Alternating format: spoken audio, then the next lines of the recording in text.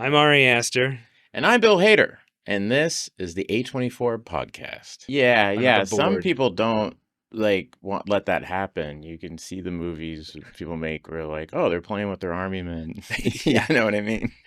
But I like that We'll you talk don't about do those that. after. Yeah, we'll talk about those off camera. But that's what I like about your stuff is that it feels so personal. I remember seeing Hereditary for the first time and shooting it too. And I went with some of the people who were making that movie. And I remember going, well, that's not only a great horror movie. I mean, the last 20 minutes of it were really breathtaking, I thought, and funny.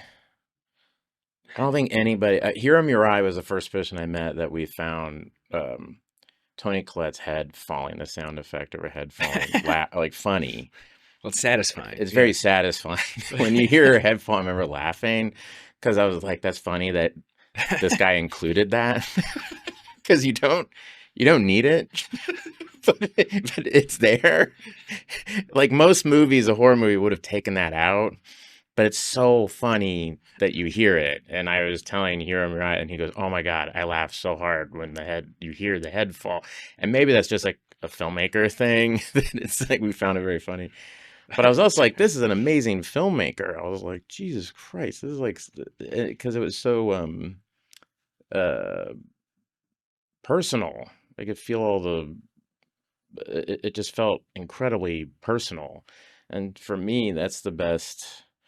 And we've talked about this, you see something like Rosemary's Baby or something like that, and you go, wow, this feels like a very personal story, on some level, And the details feel very personal. Yes, with Polanski, it always does. And it just was all instinctual. And I feel that in your stuff, though. It's like it's a similar, like Midsommar. I think that's how you and I started talking, was I was supposed to do a Q&A or moderate something or something. And then I was like, well, can I just say hi to him? And it was during pandemic, and I think I called you. And I was like, I just was we had like a 4-hour conversation. Yeah, we talked for like 4 hours. During COVID, during lockdown. And then I was just like, this is amazing. This is like one of the greatest breakup movies of all time. But the personal aspect of it. I said everything I wanted to say. Well, you're so generous. Thank you, man. No, it's all true. Yeah, this is going to say Bill Hader sucks Ari Aster's dick on... Does that mean you guys will find my next movie? Because I was in Beau is Afraid, and it's always fun when people tell me they saw Beau is Afraid. I've had this happen now 4 times where people are like, oh, I love Beau is Afraid. I really like that scene where he's on the phone with the UPS guy and everything. And I'm like, uh-huh. You asked if your mother was here, and that's what I'm saying. I don't know who this is. That's me, right? And they go, no, it's not. I'm like, yeah, that's me. And that's happened to me 3 times where people don't believe me. And I'm like, no, that's me on the phone. The guy crying about finding his dead mom and everything. That's me. And it's like... shut the fuck up. I'm in the movie. I remember just recording that in my house, and my poor assistant, Alyssa Donovan, was just in the other room, and she would just peek her head in, like, because I would do a couple of takes, and then the memory I have is I would do it with Joaquin, and then you would come in and go, hey, Bill, that was great. And then you went, I have a question. Are you really crying? I go, I'm not crying. And you go, I think you should really cry. I just picked up the phone and that's what you said, okay? I didn't do this. And so I really got worked up alone. Just alone, really crying, and got really sad. And then I did this thing, and I felt, man, I really poured my heart on that one. I'm like wiping tears in my eyes. And then you come on and you're dying laughing. You go, oh, Bill, we're cracking up over here at the monitor. It's really great. So I didn't know what I didn't have a monitor in front of me or anything, so I'm just going off of what was on this other end of the phone. So it wasn't until I saw the movie that I saw the shot and the slow pushing on him and everything, and I was like, oh, that's what they were looking at. And then I thought it was incredibly funny when I saw it. But over the phone, I just was like, I was just trying to play the reality of the moment. Yeah, it was very funny. Yeah.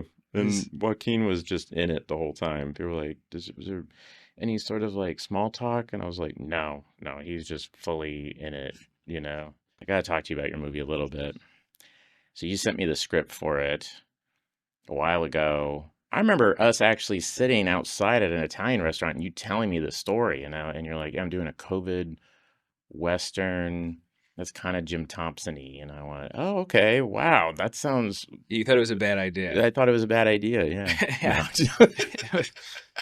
I was like, all right, well, that's interesting. No, but then when I read it, I was like, this is awesome. But then but you can never really fully understand. And like, you're such an actual, like a real filmmaker. Like when you read the scripts of actual filmmakers, they read where you could see the movie in a way that's not written for like executives. Like as an actor, I would read a lot of scripts that I was like, oh, this is to sell, Right.